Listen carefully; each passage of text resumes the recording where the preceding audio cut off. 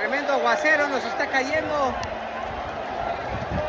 en el estadio de Orlando, sí señor. Pero la Juve y el Manchester City siguen jugando. Porca troia, Vlahovic! È una merda.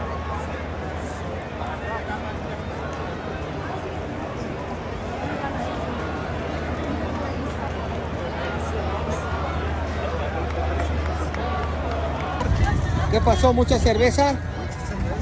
No, pues sí, y va caminando perfecto. No pasó nada con tanta cerveza. Muy bien.